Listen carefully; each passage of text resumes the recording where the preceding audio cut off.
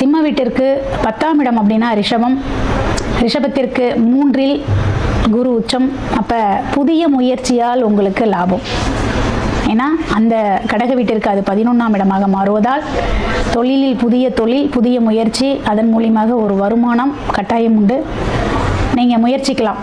நான் விவசாயம் மட்டுமே பண்ணிகிட்ருக்கேங்க, சைடில் ஒரு மிஷின் போடலான் இருக்கேன், ஒரு அரைவி மிஷின் போடுறேன், ஒரு நெல் அரைக்கிற மிஷின் போடலாமா, போடலாம்.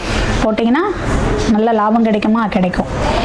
ஒரு மாவு அரைக்கிற மிஷின் வைக்கலாமா, வைக்கலாம். அப்போ எதாக இருந்தாலும் ஒரு தொழில் மூலியமாக ஒரு வருமானம் உண்டு, புதிய வளர்ச்சி உண்டு. அடுத்தபடியாக சிம்ம வீட்டிற்கு 11ஆம் இடம் அப்படின்னு பார்க்கும் பொழுது மிதுனமாக வரும். அந்த மிதுனத்திற்கு 2இல் குரு உச்சம். அப்போ லாபம் கட்டாயம் உண்டு. லாபம் எதன் மூலியமாக உண்டு அப்படின்னு பார்த்தீங்கன்னா, தன்னோட வேலை உள்ளூரிலிருந்து வெளியூருக்கு மாற்றம் செய்வதன் மூலியமாக லாபம் உண்டு. அதே போல் தன்னோட மூத்த சகோதரன் மூலியமாக லாபம் உண்டு, மூத்த சகோதரின் மூலியமாக லாபம் உண்டு. அப்போ கட்டாயம் உங்களுக்கு லாபம் என்பது உறுதி, அதில் எந்த மாற்றக்கும் இடமில்லை. அடுத்தது 12ஆம் இடமாகவே மாறும். அதாவது பார்த்தீங்கன்னா சிம்மத்திற்கு கடகம் 12இல் குரு உச்சம் அப்படின்னு முதல்ல ஆரம்பத்திலே அதை தான் நான் சொன்னேன். வெளிநாடு பயணங்கள் உண்டு.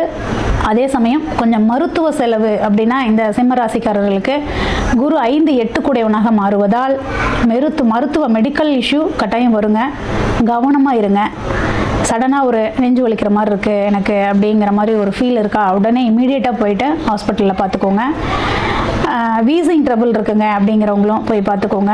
தூசி மூலிமா உங்களுக்கு அலர்ஜி இந்த மாதிரிலாம் ஆகலாம். மெயின் வந்து ஹார்ட்